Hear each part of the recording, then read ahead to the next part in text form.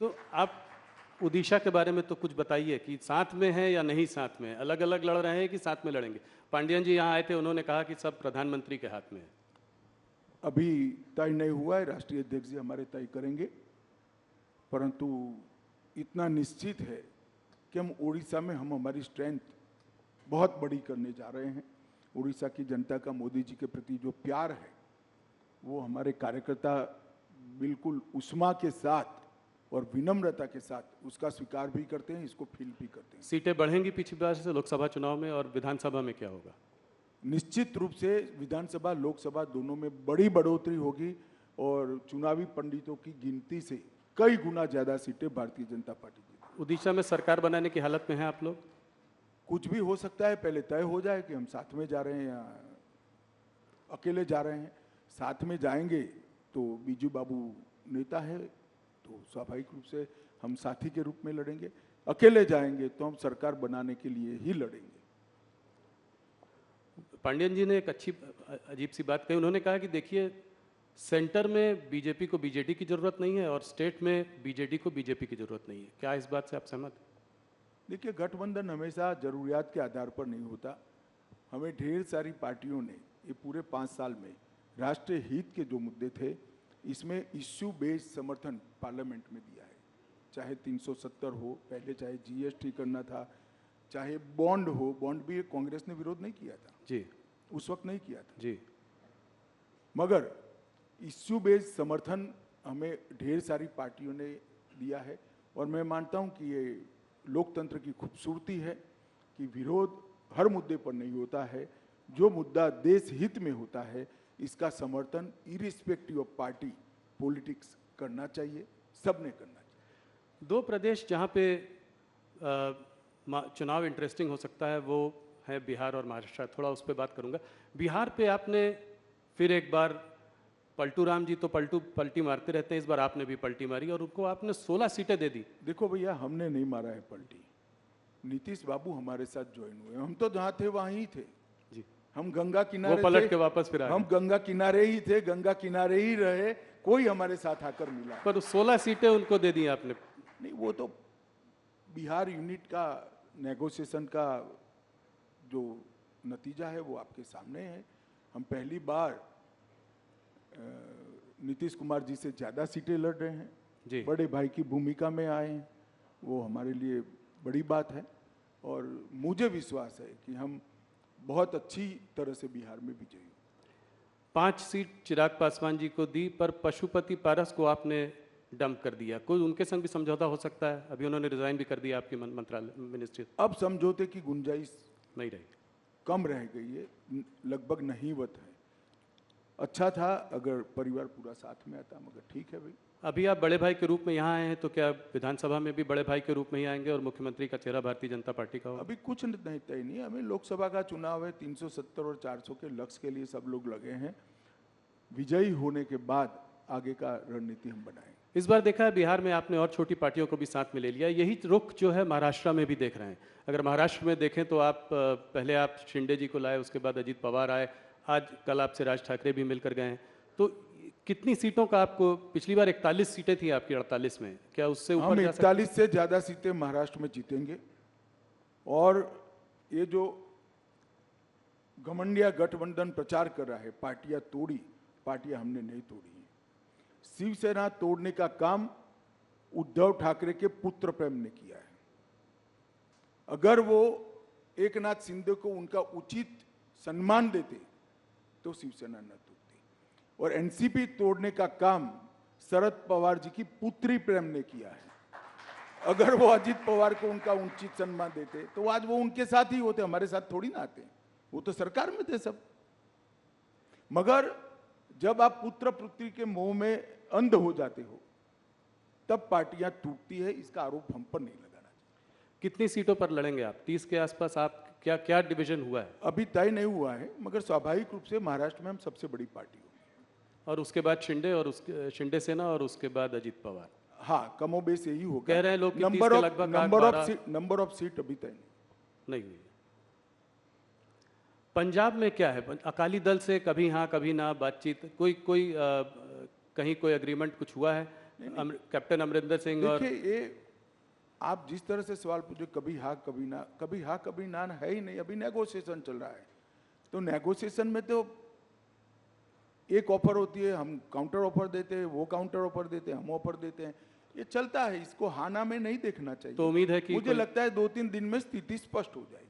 पर आप लोग चाहते हैं कि साथ में लड़ें, ये स्वाभाविक। हम तो चाहते हैं कि हमारे एनडीए के सारे साथी हमारे साथ हो, फिर से एक बार सारा एनडीए संपूर्ण बने, परंतु भारतीय जनता पार्टी का उचित हिस्सा और हमारे कार्यकर्ताओं का सम्मान, वो भी हमारी चिंता का विषय होता है। तो हरियाणा में दुष्यंत चौटाला से बाद में फिर से समझौता हो सकता है, दरवाजे बंद नहीं हैं, एनडीए में रह सकते हैं। अभी तो आपने बहुत जल्दी होगी, अभी तो वो हमसे अलग हुए हैं, उन्होंने अपनी सीटें लड़ने का ऐलान किया है, तो अब तो आमने सामने चुनाव लड़ेंगे और जब नतीजे आएंगे तब देखेंगे, मगर अभी तो हम आमने सामने ही चुनाव लड़ रहे हैं। 2-3 सवाल इन्हीं मुद्दों पर और प्रदेशों पर। और आंध्र प्रदेश और तेलंगाना में आप इस बार अपनी पोजीशन को कैसे देखते हैं? क्या पिछली बार से स्ट्रांग रहेंगे आप तेलंगाना में? निश्चित रूप से जिस प्रकार का स्वागत पलक पावड़े बिछाकर दक्षिण भारत की जनता मोदी जी का कर रही है, वो भारतीय जनता पार्टी के लिए उत्साहवर्धन करने वाली बात है। पहली बार भाजपा के किसी नेता को इतना सकारात्मक उत्साहजनक प्रतिसाद देश की जनता के दक्षिण भारत की जनता से मिल रहा है, वो हमारे लिए बहुत आनंद का विषय है, उत्साह बढ़ाने वाला विषय है। मैं निश्चित रूप से मानता हूं कि दक्षिण के सभी 5 राज्यों में हमारी पोजीशन और कंसोलिडेट होगी, हम मजबूत होंगे और बढ़कर आएंगे। न केवल हम, हमारे साथी दल भी बढ़ेंगे। वेस्ट बंगाल की बात मैं थोड़ा सा करना चाहता हूँ। वहाँ संदेशकाली के बाद आपकी स्थिति पिछली बार 18 सीटें आई थी और लोग मान नहीं रहे थे कि आपने मुझसे इंटरव्यू में कहा था कि बहुत अच्छी स्थिति है। हम लोग सोच रहे थे कि 18 सीट नहीं, पर आप 18 सीट लेके आए। इस बार आपको क्या लगता है, इससे बढ़ेगी और इसका क्या कारण है? मैं बॉटम का आंकड़ा भी कह देता हूँ जी, क्योंकि चुनाव काफी बाकी है, वहाँ 7 चरण में चुनाव होना है। बॉटम का आंकड़ा हमारा 25 है। 25 से ज्यादा सीट हम निश्चित रूप से बंगाल में जीतेंगे। इस बार बंगाल में भारतीय जनता पार्टी सबसे बड़ी पार्टी बनकर उभरी।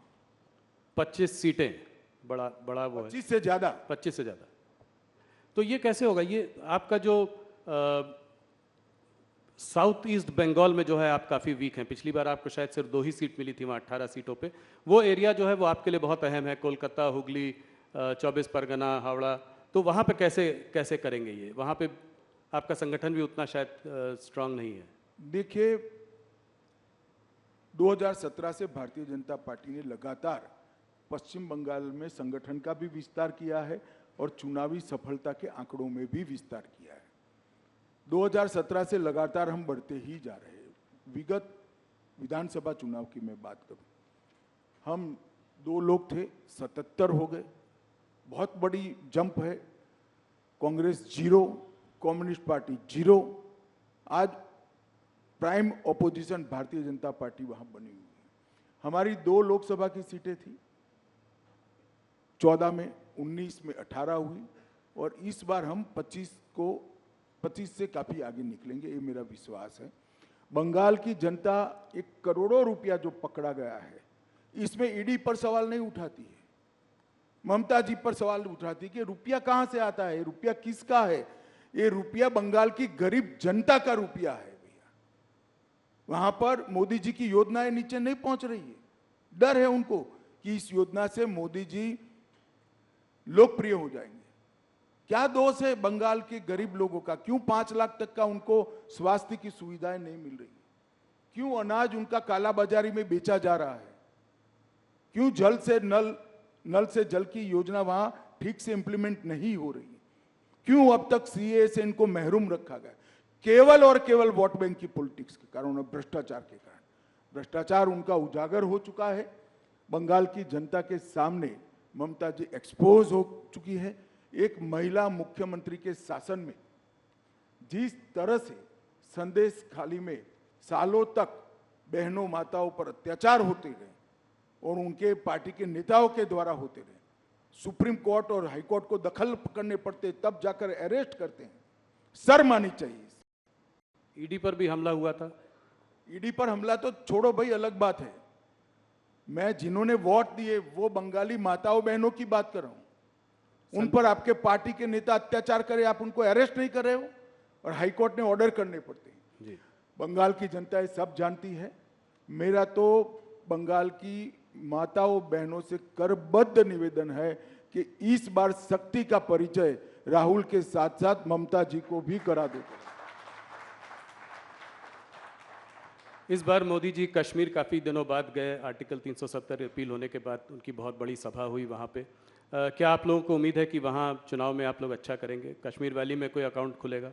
देखिए, कश्मीर वैली में भारतीय जनता पार्टी के अकाउंट खुलना न खुलना ये बड़ी बात नहीं है, परंतु 3 परिवारवादी पार्टियों ने, Congress party, NC national conference और पीडीपी, ये 3 परिवारवादी पार्टियों ने वहां पर लोकतंत्र को पनपने नहीं दिया। आजादी से अब तक वहां पंचायत चुनाव नहीं हुए। पहली बार हमने 30,000 पंच सरपंच को चुनाव करा, तहसील पंचायत बनी, जिला पंचायत बनी। पहले वो 3 पार्टी जिसका चिट फाड़ते थे वही नेता होते थे।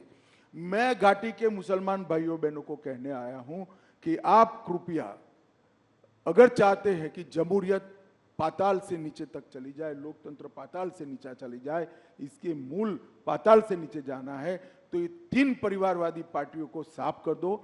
जिसको वोट देना है ना इसको दो, परंतु कश्मीर में तभी जाकर लोकतंत्र आ रहा है। ये 370 का हवा बनाए थे भारतीय जनता पार्टी की सरकार ने, मोदी जी ने 370 को समाप्त कर दिया। आज हर कश्मीरी को 5 लाख से ज़्यादा स्वास्थ्य को मिलता है, पानी मिल गया, चावल मिल रहा है, सारी स्वास्थ्य की सुविधाएं मिल गई है, बड़े बड़े इंस्टीट्यूशन आए हैं, 2 करोड़ से ज़्यादा यात्री अब आज कश्मीर में जा रहे हैं। कश्मीर में 30 साल के बाद थिएटर खुले हैं। कश्मीर में 30 साल के बाद ताजिया का जुलूस निकल रहा है, मुहर्रम का जुलूस निकल रहा है। ये लोकतंत्र की बहाली के कारण हुआ है। जी।